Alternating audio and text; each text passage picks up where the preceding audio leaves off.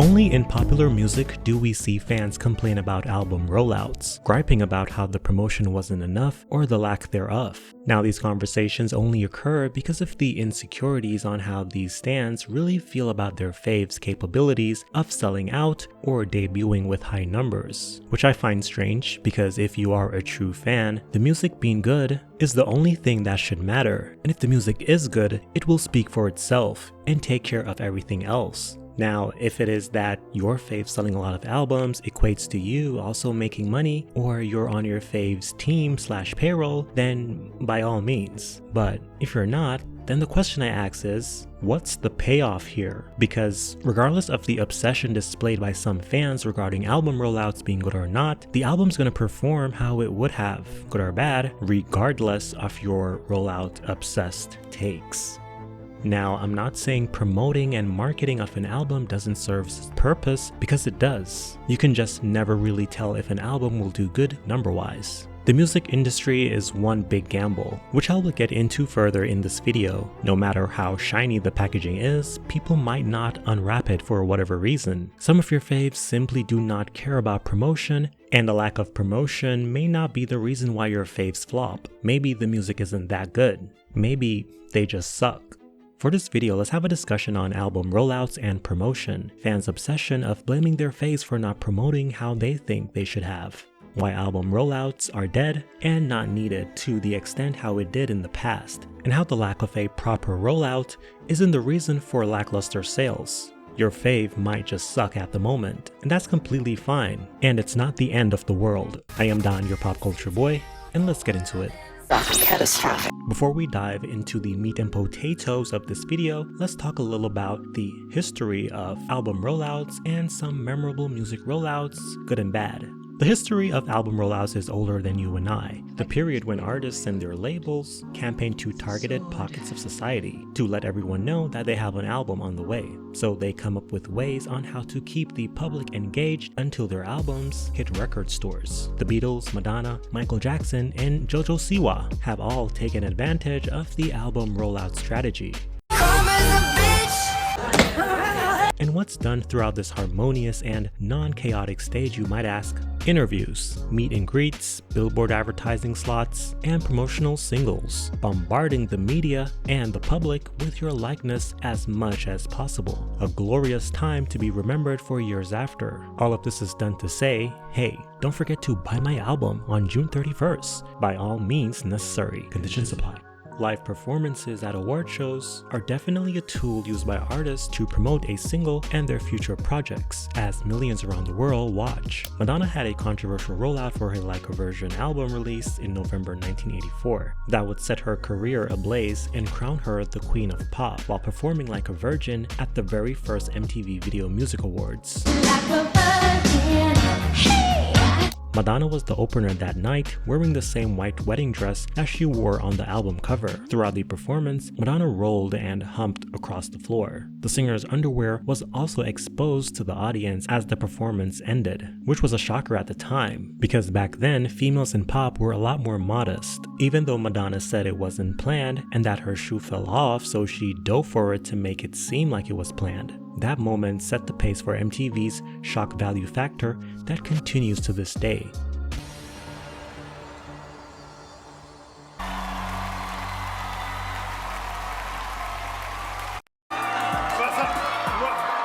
What's up? Eminem, nice to meet you. Are you serious? Free.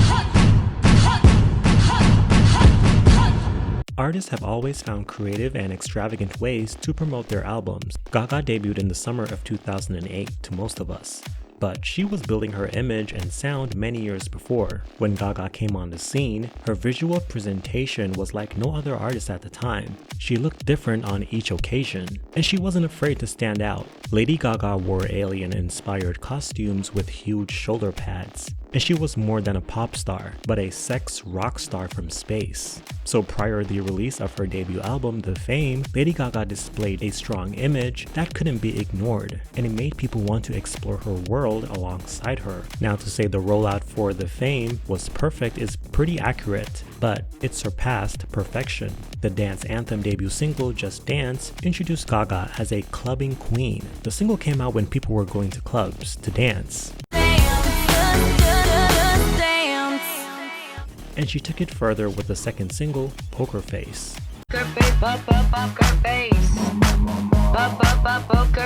The entire rollout and promotion was crazy, and it made Gaga a force to be reckoned with within pop. Artists back in the day went all out with their album rollouts and promotions. The next artist who has a memorable rollout is an artist that is kind of shunned in pop culture on the internet, and that is Justin Timberlake. Now, I know some of y'all probably hate him and probably want him to go to jail, but Justin Timberlake used to be that dude back in the day. He's kind of washed now as far as his new music, but let's not act like he's not an icon. Justin has had really world-renowned album promotions, but today, let's focus on Future Sex Love Sounds, which sold 19 million copies worldwide. 2006 is when I started to realize I liked music outside of what my parents fed me. I started to develop my own music taste, which consisted of a lot of artists: 50 Cent, Rihanna, and Justin Timberlake during his Future Sex Love Sounds outtake. Now, the feel of this rollout had a cinematic flair with how he carried himself like a James Bond suit and tie movie character. This was displayed in the visuals for the singles Sexy Back and What Goes Around Comes Around. Come to the back. Go ahead, be gone with it. VIP. Go ahead, be gone with it. Drink some.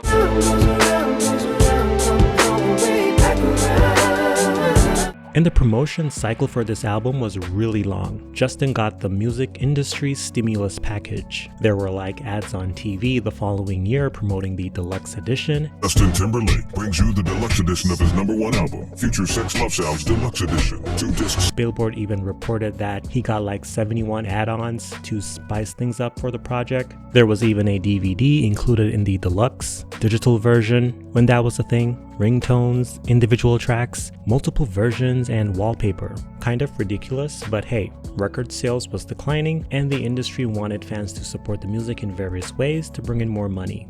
Another interesting, matter-of-fact, historic rollout in music was the friendly beef between 50 Cent and Kanye. Before 50 became a chatty patty on the internet and before Kanye became a nasty, the rappers made the decision to release their albums, Kanye West's Graduation and 50's Curtis, on the same day, September 11, 2007, to see who would get the #1 album in the US. Give it up for Kanye and 50 Cent! I'm feeling good. You know I'm a lead. Of course I'm feeling good. I want the #1 spot. I'm going for it. I'm about to take it. Now, in the end, Kanye West's Graduation completely washed 50 Cent, with a staggering 957,000 units sold in its first week, while 50 Cent's Curtis sold 691,000 units. This was a huge event in 2007, and it was one of the first times hip-hop shifted into pop culture in a positive way. And this was also a unique time as people were getting more connected due to the power of the internet. Everyone was talking about it, and it was a really monumental time. And I'm glad I was there to experience it. Now, some rollouts were strange and kind of should not have happened, like Mariah's Glitter soundtrack. The album was released on 9/11. The entire era was a disaster for Mariah after signing a $100 million 5-album deal with Virgin. The album flopped, causing Virgin to buy her out of that $100 million contract for $20 million. The press run was also insane. Her somewhat meltdown at her CD signing. Very well. We're all just living in the moment of being positive, and there's like people called haters. No, Cindy, let's go. One more thing. No, and we give them positivity. Let's go. Stop. You see, I can't even get a minute. Bye. Come on. Hang on. There you go. And the TRL incident, which was kind of blown out of proportion by the media at the time, but still, the TRL incident, as Carson Daly still to this day, said he wasn't aware of what was happening. You got Ja Rule, You got J-Lo, and that was I'm Real, the Lover remix. boy, come on and love me. What the hell's that? Give me more. Oh, Touch Mariah me, touch Carey. me. You gotta be kidding me. Ice cream truck. Come on. I was just going to commercial. I can't push this thing. Hold on. Present for you. Okay. Wait, where am I supposed to stand for this? Stand, I don't know. What are you doing here is the I'm question. here. Can you hold this? Yeah, I sure. brought you a present. It's this shirt. Yes, of course it does. What are you doing? Oh my God. What are you doing? Mariah Carey is stripping on TRL right now. Is it my birthday? I didn't know about it? Wow. You like this? Holy man. The voice notes she posted on her websites. The glitter era deserves a video within itself, but I'm not gonna make that video, as it's well documented at this point. Beyoncé doesn't promote her music like she used to, but when she used to, you really couldn't escape her promotion. Her B-Day album, her most iconic era to date in my opinion. She had her own phone commercial playing Irreplaceable. To the left, to the left. So I'm headed that way now. Imagine a phone that is all music on one side and all talk on the other. And this album was the first visual album, and it was an event on BET. BET, this is your girl, Beyonce, and I'm here to let you know B-Day is back. Now you can all get upgraded when you pick up the B-Day Deluxe Edition and music videos for every single song on the album. For me personally, it was so weird seeing an artist doing that at the time. There was also a Spanish version of the album. Her tour, the Beyoncé Experience, was also a big thing, as this was the period Beyoncé started to really brand herself as a live performer to watch. This era was really in your face, and I'm glad Beyoncé doesn't promote herself like this anymore. Like, iconic, but it was a lot. Recently, we saw Doja Cat bringing back the album Rollout in this era with her album Scarlet in both a spectacular and chaotic way. Doja Cat had statues of her Scarlet character placed in different cities to spread the word that Satan was coming soon, quote unquote, cursing her fans and changing her image to like a rock star shit starter that pushes demonic imagery. Ooh, yeah.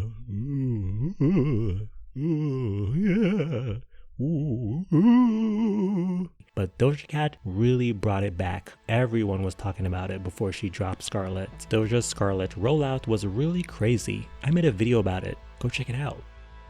The Weeknd also is a master at rollouts. He puts a lot of time into developing a story for his projects. Like with his After Hours album, he wore red suits throughout the promotion period in music videos and in real life, breaking the fourth wall.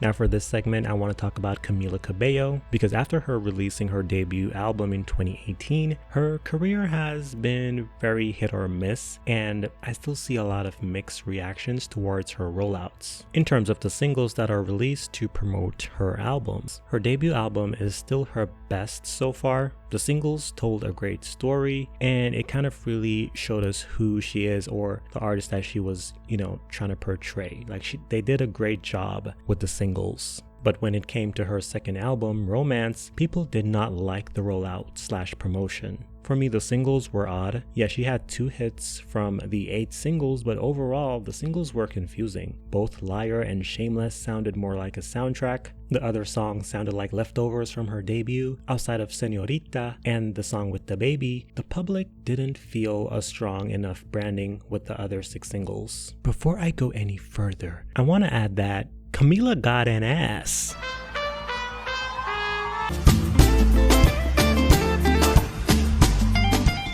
Did y'all know that? Like, when did Camila get all this ass? What you doing out here with all this ass? Double cheeked up on a Thursday afternoon, hella ass, the sun is still out. As we are now approaching Camila's 4th studio album, XOXO, people don't like that she has gone blonde. In addition to that, people are not liking the singles. The single I Love It featuring Playboy Cardi got a very strong reaction, a strong hate reaction from the public so far. And then the single with Lil Nas X, I don't really see people talking about it. Now for me, I will say I do like the effort with how she's promoting this new album, and I do like the change of pace for her. It's a complete switch up. And I do see people talking about the Charlie XCX thing, but honestly, I don't care about that. I do think that with this rollout, she was very strong in the beginning, you know, with her reenacting the scenes from the horror film Hereditary, and the images that she was putting out, you know, it just seems very, you know, fun, very electronic. I did like that. Now, the public also do not like her going blonde, which is becoming a trend within stan culture. They always never like it when pop artists change to that color for some reason. All in all, people are just not messing with this rollout. Beyonce's lack of promotion for Cowboy Carter. Beyonce's lack of promotion for Cowboy Carter has also raised some eyebrows, as people think she is not doing enough, and people are saying that she needs to drop the visuals. Now, I don't know about you, but this is Beyonce. She doesn't have to promote, and I must be in a different universe because I think she is promoting, and promoting at a good pace. There's like billboards advertising the album. She recently came out with vinyls, and she has like trucks driving around all decked out in Cowboy Carter attire, meeting fans and shit. To me, she is promoting, but it's more like, you know, word of mouth, more natural type of promotion. I get y'all want the visuals, but newsflash, music videos are dead. People are not flocking to watch music videos on YouTube like they used to. Like, we're in a climate now where we have Mr. Beast, who is getting more views than actual, you know, popular artists, or he's getting, you know, just as much views as popular artists today. Beyonce recently told The Hollywood Reporter that she is not really into the chart obsession and heavy promotion anymore at this stage in her life. She told the outlet, "There was a time in my life when charts and sales excited and motivated me. Once you have challenged yourself and poured every ounce of your life, your pain, your growth, and your dreams into your art, it's impossible to go backwards. I'm very grateful and humble for the extraordinary success of the new album." So basically, Beyonce is saying she doesn't give two shits about promoting, and she doesn't care what people think, that she's not promoting. And I'm happy about it because we really don't need the heavy promotion anymore, and we need the new people to come up as well. Now, I want to talk about Normani for a bit, as I do see a lot of people saying she did not promote her album, and to that I say Normani definitely promoted this album. We've been knowing about this since 2018, so Normani promoted this album. She gave y'all what she got as is. She teased the album and also Candy Paint with that speaker ad earlier this year and released the single with Gunna. She had a pop-up event in the week of the album release, and she did, I think, like 2 interviews before the album came out. Trust me, she had a rollout that was good enough. To me, I think if she did like try to saturate the market, I think that would not have worked for her debut because she doesn't have a lot of fans, and a lot of people just don't care enough. At this point, her fans may be very loud on the internet, but she doesn't get support like that. You know, I think more than likely with the second album, she will get a harder push. Honestly, I think she should have dropped the album when she dropped the Gunna single. To me, it was kind of lame that they wanted us to wait longer by giving us a date, because they have been teasing this for like 50 years. Album rollouts are dead. Once upon a time, an album release used to be an event, but because of the traditional sense of promoting is no longer viable due to the internet and traditional media phasing out, there's no more going to TRL or 106 & Park. There's also no world premiere that used to be a huge event on TV. CDs doesn't matter like they used to. Traditional forms of promotion like TV ads, pop-ups, and live billboards are very expensive, and record companies claims they aren't making money like they used to while being greedy as fuck. So we'll continue to see an upset over album rollouts unless you are a huge artist like Taylor Swift, to which people will then complain that the promotion is too much. These album rollouts and promotions that we are witnessing are all creative processes unfolding before our eyes. And when it comes to creativity, sometimes it works and sometimes it doesn't. And that's okay. In all honesty, rollouts are not needed because the stans will do all the promoting for their favorite artist.